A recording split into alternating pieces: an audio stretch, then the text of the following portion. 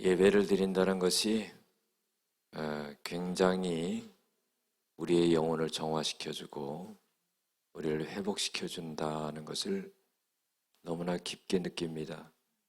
일주일을 살면서 이 시간만큼 이렇게 기쁘고 감사하고 평안이 오는 시간이 있을까 생각을 해봅니다. 제가 일전에 읽은 책이 하나 있습니다. 문학은 어떻게 신앙을 더 깊게 만드는가 하는데 부제목이 또 있어요. 시와 소설과 그리스도인이다 하는 이런 부제목이 있습니다. 문학에는 제가 깊지 못하기 때문에 이 책을 들어서 읽을 이유가 없었을 텐데 뒤에 그리스도인이다 여기 붙어 있어가지고 읽어봤는데 책이 너무 좋은 책이에요. 웬만한 논문집보다 훨씬 좋은 책이고 한 300권 이상을 다른 책을 인용해서 썼는데 목사님이 쓴 거예요, 이걸. 그래서 또 읽어볼 수 있었죠. 이 책에 나오는 하나의 이야기를 소개하고자 합니다. 미국의 국민 시인이라는 사람이 있는데 마야 안젤루라고 하는 사람입니다. 이 사람은요, 아주 시적 표현이 좋은 그런 사람인데 누군가의 먹구름의 무지개가 되어라 이런 말을 합니다. 이 사람은 자신이 하나님의 자녀라는 그 사실을 깨달았을 때 삶에 기쁨이 왔다고 그렇게 고백을 합니다. 해와 달과 별과 산과 강을 만드신 하나님이 자신을 만들었다는 것을 깨닫고 확신했습니다. 그리고부터는 자기 인생에 자존감이 생겼다는 거죠. 그래서 자기 자신에게 이런 다짐을 했습니다. 내가 누군가의 인생에 먹구름이 낄 때 무지개 같은 사람이 되겠다 이런 생각을 했어요. 이 사람은요 오랫동안 밑바닥 생활을 했던 사람입니다. 그래서 자기 자서전에 이런 말을 하죠. 새장에 갇힌 새가 왜 노래하는지를 나는 알겠다. 새장에 갇힌 새가 노래할 때 그 의미를 자기 인생에 비춰서 알 수 있고 느낄 수 있겠다 하는 그런 말입니다. 이 사람은 8살 때 성폭행을 당하고요. 17살 때 미혼모가 됩니다. 그래서요, 고등학교를 다니지 못하고 중퇴를 하게 되죠. 그러나 그런 어려운 바닥의 인생의 삶을 살면서 국민들의 시인이 됩니다. 그리고요, 대학교 교수가 돼요. 그리고 헐리우드 최초로 여성 흑인 감독으로 데뷔를 하게 되고요. 그래미상을 3번 이상 받고 3번 받고 또한 36권의 책을 집필하고 미국 역사상 2번째로 대통령 취임식에 축시를 발표하게 되는 그런 일을 하게 됩니다. 이 사람은 장녀 생활까지 했던 사람입니다. 쇼골까지 했고요. 인생의 밑바닥까지 내려갔던 사람이지만은 하나님을 만나고 완전히 인생이 변화되게 되는 그런 역사가 일어나게 되죠. 오늘 기도 속에서도 진주 얘기가 나왔는데 진주는요 그냥 생기는 게 아닙니다. 진주는요 몸에 상처가 생기면은 그 상처를 아물게 하려고 진액이 나오면서 그거 굳어진 것이 바로 진주가 되는 거죠. 고통과 아픔이 아름다움으로 승화시킨 것이 진주입니다. 이 사람의 인생이 마치 진주와 같은 인생이었습니다. 도저히 일어날 수 없고 회복될 수 없는 그런 인생의 삶이 하나님을 만남으로 인해 가지고 완전하게 회복되는 그런 역사가 일어나게 되었죠. 시인이고 소설가였고 교수고 영화 감독이었고 또한 인권운동가고 이런 활동을 했던 사람입니다. 여러분들 이 사람은요 실패자의 역할에 길들여지기를 갖다가 거부했기 때문에 바로 이런 인생의 삶을 살아갈 수 있었다는 것을 우리가 잊지 말아야 됩니다. 여러분들, 우리는 우리 혼자 살아간다는 것이 아니라는 것을 알아야 돼요. 하나님이 우리와 함께 하신다는 것을 우리가 꼭 깨닫고 믿어야 됩니다. 우리의 인생은 우리의 마음대로 할 수가 없어요. 기쁨도 오고 슬픔도 옵니다. 또한 우리가 풍요로움도 느낄 때가 있고 결핍을 느낄 때가 있습니다. 이때 우리는요 이 두 가지 모두가 하나님의 선물이라는 것을 알아야 됩니다. 우리가 풍요로울 때요 그것을 축복만으로 여긴다면은 풍요를 축복만으로 여기고 결핍을 문제로만 여긴다면은요 결핍했을 때 자학할 수가 있습니다. 풍요로울 때 교만하고 거만할 수가 있는 것입니다. 하나님은 우리에게 이 두 가지를 모두 주셔서 하나님을 바라보고 우리 인생을 어떻게 가치 있게 살아갈 수 있는가를 깨닫게 해주신다는 겁니다. 좋은 것만이 결코 선물이 아니라는 거죠. 결핍도 선물이 될 수 있다는 겁니다. 우리가요 행복만이 기쁨만이 하나님의 선물이라고 생각하면 착각입니다. 하나님이 때로는 우리에게 여러 가지 일로 근심을 주실 때가 있습니다. 그런데 이 근심도 하나님의 선물이라는 거죠. 왜냐하면 이 근심을 통해서 하나님을 발견하고 찾게 된다는 겁니다. 우리가 살아가면서 근심은 왜 올까? 이런 생각을 해봤습니다.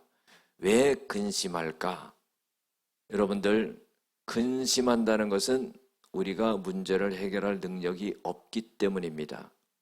문제를 해결할 수 있다면 결코 근심하지 않죠. 해결할 수 없기 때문에 근심하는 겁니다. 그리고 근심은 어떻게 오는가? 제가 좀 깊게 생각해 봤습니다. 이 근심은 첫 번째로 여러 가지 사건과 일을 통해서 옵니다. 살아가면서 예기치 않았던 질병, 돈의 문제, 가족 간의 문제, 여러 가지 이런 교통사고라든지 이런 일들이 우리에게 예고 없이 다가오게 된다는 것입니다. 그래서 근심이 오게 되죠. 두 번째 근심은 어디로부터 오냐면은 사람으로부터 온다는 겁니다. 여러분들, 우리 사람은요, 사람을 떠날 수가 없어요. 자기 혼자 살아갈 수가 없습니다. 가장 작은 단위가 가정이지요. 그 가정을 떠나서 살 수가 없는 겁니다. 우리가 교회 생활을 하기 때문에 교회를 떠나서 살 수가 없어요. 우리가 사회적인 동물이기 때문에 사회를 떠나서 살 수가 없습니다. 사람과 부딪히면서 살아가는데 이 사람으로부터 오는 근심이 많다는 거예요. 사람으로부터 스트레스가 너무 많다는 겁니다. 베드로가 마태복음 18장 21절에서 22절에 예수님께 이런 말하죠. 예수님, 형제가 나한테 잘못하면 7번 정도 용서해주면 되지요? 아주 자신만만했습니다. 웬만한 사람은 3세판밖에 용서 못하지요. 3번밖에는 못 참습니다. 그런데 7번까지 용서하겠다는 거예요. 예수님의 대답은 의외였어요. 잘했다, 그래, 너 그 정도 했으면 너 내 제자 된다. 이런 게 아니라 예수님은 7번씩을 70번 해라 그런 거. 여러분, 70번 하다 속 뒤집힙니다.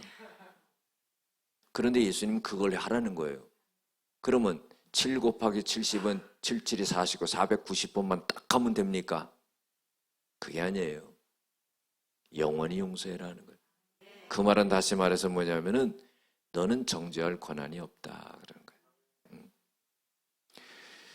비판하지 말고 판단하지 말라는 거예요. 너도 똑같은 일을 행하는 자가 된다는 거예요. 형제를 비판하고 업신여기지 말라 그런 거. 모든 사람이 하나님의 심판대 앞에 선다는 겁니다. 여러분들 권한이 하나님에게 있는 걸 갖고 그걸 끌어와 가지고 내 권한처럼 사용하면 안 된다는 거예요. 우리가 하나님이 우리를 심판하시면은요, 여기에 앉아 있을 사람 아무도 없어요.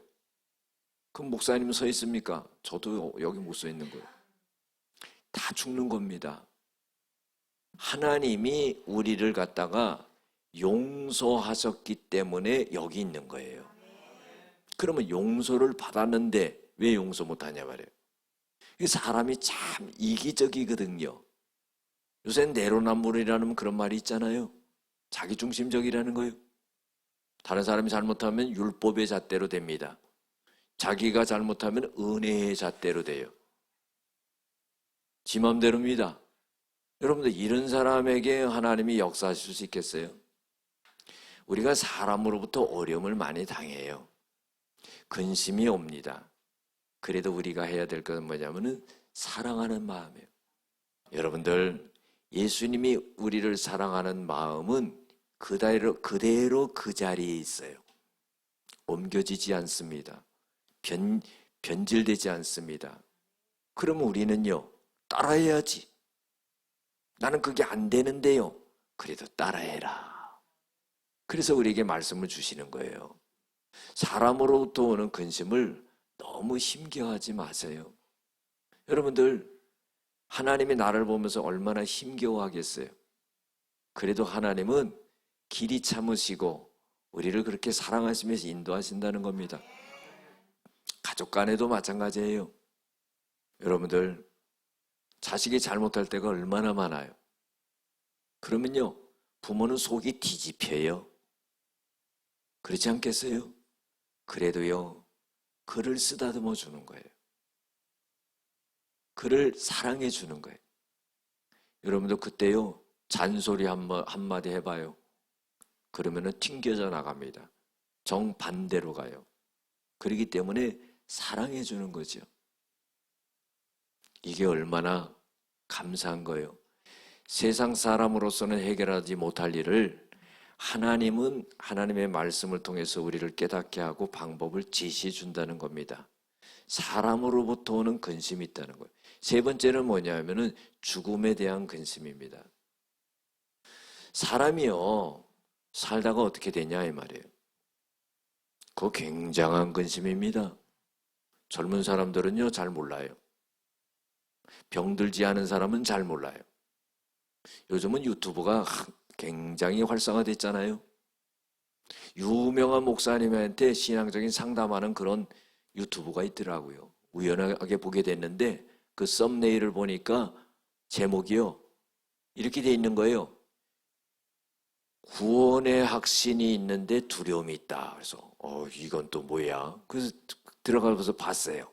근데 이런 내용이 있더라고요. 20살 때에 암이 걸렸어요. 그런데 지금 40대의 삶을 살고 있어요. 20년을 고생한 거죠. 그런데 목사님, 나는 20살 때 암이 걸려가지고 지금 40살이 40대를 살고 있는데 구원에 대한 확신은 있습니다. 그런데 두렵습니다. 그런 거예요. 이걸 어떻게 쓰면 좋겠습니까? 여러분들 왜 두려워하는 거죠? 사람이요, 한계가 있기 때문에 그래요. 해결할 능력이 한계가 있는 거예요. 그 생각과 그 마음과 그 능력이 한계가 있는 거예요. 그렇기 때문에 늘 고민하는 겁니다. 늘 괴로워하는 거죠. 내가 죽으면은 천국에 간다. 그 확신을요, 20년 동안 다져온 거예요. 암에 걸려있기 때문에 언제 어떻게 돼서 내가 죽을 수밖에 없다. 그 생각을 늘 갖고 있는데 그래도 구원에 대한 확신을 갖고 있는 거죠. 그런데 두렵다는 거예요. 여러분들 이것은 인간의 한계입니다. 이때 우리가 해야 될 것은 뭐냐면은 주님을 의지하는 것밖에 없지요. 그 두려움을 어떻게 해결할 수가 있겠습니까? 해결할 길이 없어요. 하나님은 우리에게 두려워하지 말라 그랬거든요. 이사야 41장 10절에도 두려워하지 말라. 내가 함께함이라. 놀라지 말라. 나는 너의 아버지 하나님이 됨이라. 내가 너를 굳세게 해줄 거다. 내가 너를 도와줄 거다. 내가 나의 의로운 손으로 너를 붙들어 줄 거다. 여러분, 이 말씀처럼 그 두려움을 떨쳐버릴 수 있는 게 어디 있겠어요? 내가 두려워할 때 나랑 가장 친하고 나를 도와줄 사람이, 나를 위로해 줄 사람이 와서 나한테요, 두려워하지 마. 그런다고 두려움이 물러갑니까?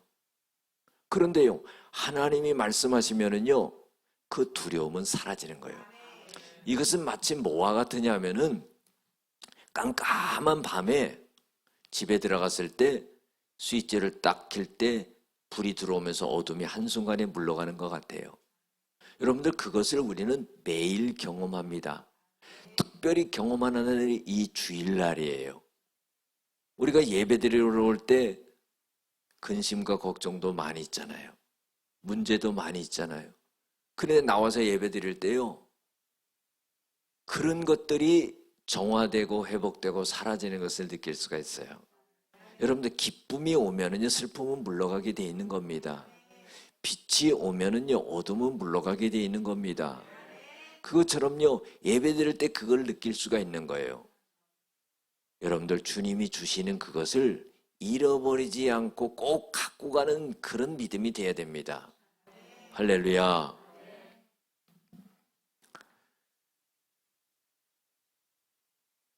오늘 말씀은요, 예수님이 제자들에게 하신 말씀이에요. 너희는 마음에 근심하지 말라. 하나님을 믿으니 또 나를 믿으라. 이런 말씀을 하시는 거거든요. 그러면은 제자들이 왜 근심했냐면은 예수님이 자꾸 어디로 가신다는 거예요. 그런데 예수님이 말씀하실 때는요, 예수님이 붙잡아다 놓고 요건 저렇고 이건 이렇고 하면서 그렇게 설명하질 않아요. 예수님은요, 우리가 복음서를 보더라도 예수님은 비유적으로 그렇게 말씀하세요. 그러니까 어떤 사람이 물어, 왜 비유로 말씀하십니까? 그랬더니 알아듣는 자는 잘 알아듣고 못 알아듣는 자는 이 영원히 깨닫지 못하게 하려 함이라. 그러니까 여러분들, 그 말씀 무서운 거예요. 예수님이 제자들에게도 말하는데 예수님의 제자들도요, 어렴풋한 거예요. 예수님이 말씀하시는 건 뭡니까? 십자가 지고는 이제 내가 하나님 앞으로 간다, 그 말씀하시는 거거든요. 근데 잘 깨닫지를 못하는 거예요. 그러니까 예수님이 어디로 간다 그러니까 두려운 거예요. 왜? 마음에 근심이 생긴 겁니다. 예수님이 옆에 계실 때는 모든 문제를 해결해 주셨어요. 배고픈 문제, 또 질병을 고쳐주는 문제, 먹을 것이 없으면 오병의 기적을 일으키는 거, 또 깨닫지 못하는 걸 알려주고, 불안해할 때 근심을 떨쳐주고, 예수님이 모든 걸 해결하셨어요. 근데 예수님이 어디를 가버리면 우리는 어떡하냐 이 말이에요. 근심하는 거예요. 그래서 예수님이 그걸 알고는 너희는 마음에 근심하지 말라. 하나님을 믿으니 또 나를 믿으라. 근심을 떨쳐버릴 수 있는 가장 근본적인 것은 뭐냐면은 이게 믿음이라는 거예요. 이때까지 믿고 따라왔잖아. 안 그래요? 제자들이 이때까지 믿고 따라왔잖아. 근데 왜 이 시점에서 근심하냐 이 말이에요. 예수님이요, 어디로 가신다 한다 할지라도 우리에게 믿음을 심어줬잖아. 꼭 같습니다. 여러분들, 오늘 우리 예수님이 여기 자리에 계시지 않지만 오늘 예수님이 하신 말씀 하는 거 아니에요? 예수님이 제자들에게 하신 말씀이 오늘 우리들에게 하는 거 아니에요? 근심하지 말라는 거지요. 여러 가지 근심이 얼마나 많습니까? 그러나 근심하지 말라는 거예요. 내가 없더라도 근심하지 말라는 거예요. 예수님은요, 내 아버지 집에 거할 것이 많도다. 내가 너희들에게 일렀지 않느냐? 내가 너희들을 위하여 거처를 예비하러 간다. 내가 거처를 예비하게 되면 다시 너희들에게 와서 너희를 영접하여서 내가 있는 곳에 너희들도 있게 하리라. 자, 이 말씀은 뭐예요? 예수님이요, 천국에 가신다는 거예요. 그리고요, 천국에 가서 다시 와가지고 너희들을 갖다가 아주 귀하게 영접해서 천국에 앉게 하겠다는 거예요. 여러분, 이게 마지막 아닙니까, 우리의? 네? 어디로 가는 거예요? 제가요, 장례식을 목사가 많이 가잖아요. 염할 때도 많이 보고요. 그런데요, 마지막 염하고 신발을 신깁니다. 어떤 신발을 신기냐면은 종이 깍대기 신발을 신겨요. 아, 그걸 보면서 제가요, 눈물이 벌컥 나더라고. 저거 신고 어디 가는 거야? 그렇죠? 종이 깍대기 신발은요, 여기 신고 돌아다니지도 못해요. 우리가 제일 안 좋게 생각한 고무신은 신고 다닐 수는 있어도 종이 깍대기 신발을 신고는 돌아다니지 못합니다. 그거 신고 어디 가는 거예요? 믿음이 없으면은 그거 신고 갈 데가 없는 거예요. 여러분들, 우리가 잘 알아야 될 게 뭐냐면요, 우리에게 죄악이 있어요. 우리에게 허물이 있어요. 부족함이 있어요. 하나님을 믿으면서 불충함이 있어요. 하나님의 뜻을 거스려요. 일주일 산 거 보면 죄진 거밖에 없어요. 이거 이렇게 해서 어떡하나.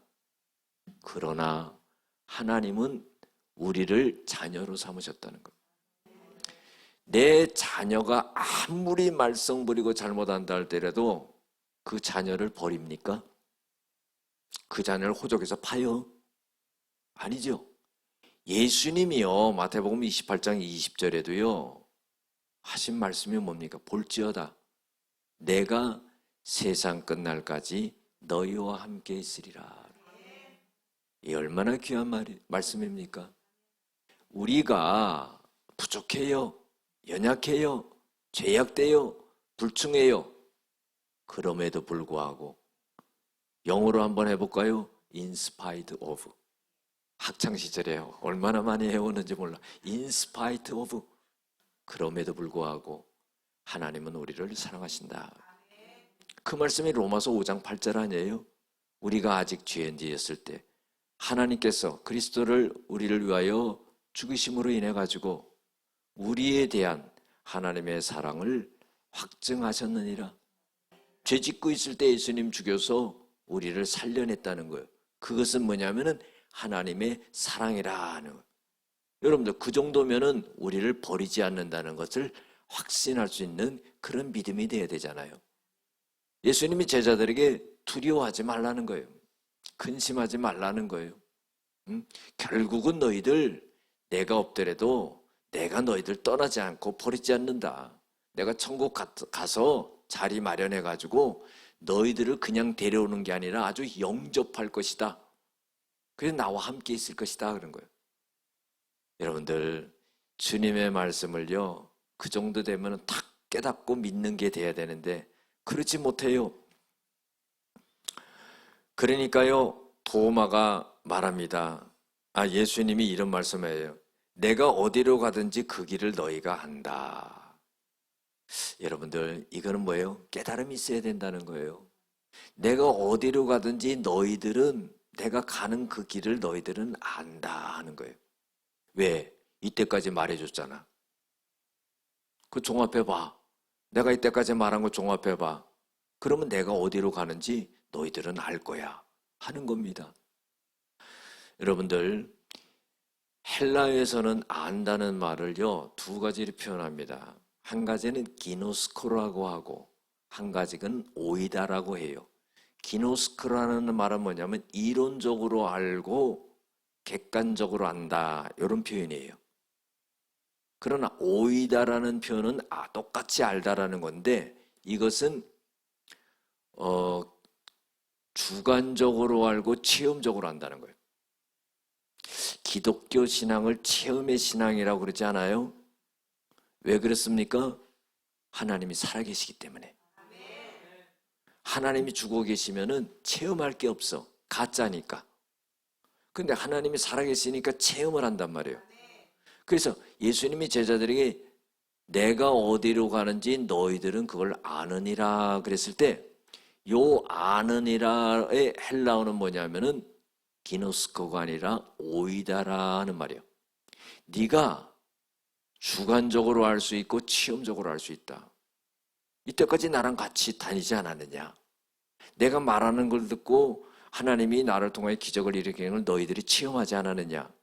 그러면 아는 거다. 잘 생각해봐. 그런 말이에요. 내가 가는 길을 너희들 안다. 그런데 그때 또 도마, 꼭 앞에 붙지 뭐가? 의심 많은. 이게 핸디캡이야. 의심하면 이런 게 붙어요. 의심 많은 도마. 이름이 도마인데 왜 또 의심 많은은 걷다 갖다 붙여? 의심했기 때문에. 의심하지 말아요. 의심 많은 도마가 예수님께 말해요. 주님께서 어디로 가는지 우리가 알지 못하는데 어찌 그 길을 알겠습니까? 가만히나 있으면 좋았을 텐데. 모른다는 거예요. 여러분들, 그래도 의심이 있는 도마지만 솔직하지 않아요. 어떻게 보면 의심한다는 건요, 정말 확실하게 믿어보기 위한 전 단계라고도 볼 수가 있어요. 우리가 믿음이라는 것이 뭐 어느 날 갑자기 딱 믿어지는 게 아니잖아요. 어떨 때는 얼마나 많은 의심이 돼요. 어떨 때는요, 안 믿어지는 거예요. 어쩔 때는요, 믿어지는 거예요. 어쩔 때는 의심이 되고 어쩔 때는 믿어지고 막 이런 과정을 갖다가 시간 속에서 해결이 되는 거죠. 그래서 어떻게 해요? 하나님을 딱 경험하고 그 다음부터는 흔들리지 않는 믿음. 그 믿음이 뭐예요? 좌로나 우로나 치우치지 않는 그런 믿음. 그런 믿음이 돼가지고 딱 쓰게 되는 거예요. 도마가 의심하는 그런 말을 한 거죠. 예수님께서 이런 말씀하십니다. 내가 곧 길이요 진리요 생명이니 나로 말미암지 않고는 아버지께로 올 자가 없느니라. 여러분들, 길이라는 것은 상당히 중요하지요. 길이 없이는요, 앞으로 갈 수가 없습니다. 이스라엘 백성들이 광야 생활할 때 하나님께서는 이제 너희들에게 새 일을 행하겠다. 그것은 내가 너희들에게 광야에서 길을 내고 사막에 강을 내는 역사를 이루겠다. 여러분들, 하나님이 이스라엘 백성들에게 말하는 게 아니에요. 오늘 우리들에게 말하는 겁니다. 우리가 근심하는 일이 많이 있다 할지라도 하나님은 내가 네 인생에 길을 내주겠다 이 말이에요. 그걸 믿는 자가 그 역사가 일어나는 거죠. 네가 그렇게 목마른 인생을 살아가냐? 내가 네 인생에 강을 내주겠다는 거예요. 간단히 끝나는 겁니다. 너 그렇게 돈 때문에 힘들어? 숨겨진 보화 꺼내줄게. 저도 아무것도 없는 사람이에요. 근데 나중에 잘 살 것 같아. 남의 일이라고 아멘도 작게 하네. 아멘 크게 하는 사람은 더 많이 받을 줄로 믿습니다. 그러니까 하나님은 우리에게 그런 것을 이미 갖고 계시는 거예요. 그런데 우리가 흔들리거나 받지 못하는 것은 내 믿음에 문제가 있다는 거죠. 내가 네 인생에 길이 되어 주겠다. 걱정하지 마라. 길이 막혀 있어? 장벽이 있어? 그거 뚫어줄게. 간단한 겁니다. 내가 할 수 없는 것. 얼마나 많은 문제와 근심과 어려움이 있어요. 그러나 그걸 다 열어주겠다는 겁니다. 내가 진리가 된다는 거예요. 여러분, 진리라는 건 변하지 않는 게 진리예요. 그 변하지 않는 게 진리가 뭐냐면은 하나님 말씀이 변하지 않지요. 이 하나님의 말씀은 뭐예요? 하나님이잖아요. 그래서 예수님이 내가 진리다 그런 거예요. 그리고 내가 생명이 된다는 거예요. 여러분, 이 생명은 어디까지 말해주는 겁니까? 내가 너희들의 영혼을 구원해 주겠다 하는 거기까지 말하는 거예요. 요한복음 5장 24절에 보면은요, 내가 진실로 진실로 내가 너에게 이르노니 내 말을 듣고 또 나 보내신 이를 갖다가 믿는 자는 영생을 얻었고, 얻을 것이가 아니에요. 믿는 자는 이미 얻었다는 거예요. 심판에 이르지 아니하나니 사망에서 생명으로 옮겼느냐. 여러분들, 게임 is over입니다. 언더가 스탠드지요? 예, 이미 끝난 거예요. 우리는 영생을 얻은 겁니다. 어떤 사람은 그래도 나는 부족한데요. 부족함이 있지. 그래도 제약된대요. 그러다가 뭐예요? 자기 스스로 내가 어떻게 영생을 얻어요? 여러분, 그게 아니에요. 네 자신이 너를 생각할 때 그렇게 평가하고 그렇게 생각할지라도 하나님은 이미 너를 자녀로 삼으시고 너에게 영생을 줬다는 거예요. 자기 생각보다요, 자기 감정보다요, 하나님의 말씀이 더 우위에 있다는 것을 알아야 돼요. 영생을 생명이라 이 말이에요. 나로 말미암지 않고는 아버지께로 올 자가 없느니라. 자, 이게 뭐예요? 이제 나 믿어야 돼. 응? 알지 못한다고 말하지 마. 이때까지 다 말해줬던 거야. 종합해서 생각해봐, 깨달아봐. 그러면 너희들이 내가 이제 어디로 가는지를 알고, 그리고 내가 다시 와서 너희들을 데리고 가서 영원한 생명에 들어가게 만드는 거야. 이 말씀을 하시는 거예요.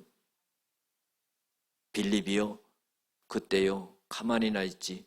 하나님 한 번만 보여주세요. 야, 지금 도마한테 말한 것도 지금 힘들게 말했는데 또 네가 질문을 하냐. 하나님 한 번 보여달라 그러는 게 말이 돼.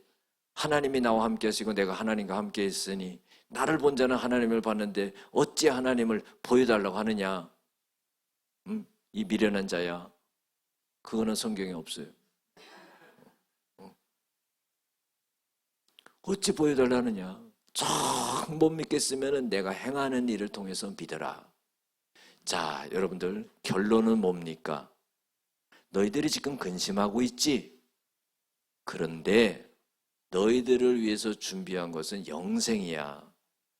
그걸 얻기 위해서는 어떻게 해야 되냐? 너희들이 믿어야 돼 하는 그 말을 하신 거예요. 여러분들, 믿음이 없이는요, 하나님을 기쁘시게 할 수 없나니 하나님께 나아가는 자는 반드시 그가 계신 것과 또한 그가 자기를 찾는 자들에게 상 주시는 이심을 믿어야 할지니라 그랬어요. 믿음이 있는 자는 근심을 맡기는 거예요. 베드로전서 5장 7절에서 9절에 보면은 너희 염려를 다 주께 맡겨버려라. 찾아오지 말라는 거예요. 이는 주님이 너를 돌봐주심이라. 악한 마귀는 우는 사자처럼 삼킬 자를 찾나니 너희들은 믿음을 굳게 하여 그 마귀를 대적하라 하는 거예요. 그러니까 근심을 떠나가게 할 수 있는 것은 믿음인데 이 믿음을 갖지 못하게 하는 것은 마귀라는 겁니다. 이걸 잘 물리치라는 거죠. 사랑하는 성도 여러분, 우리의 삶 속에 있는 근심은 이미 해결된 겁니다. 기도하시겠습니다.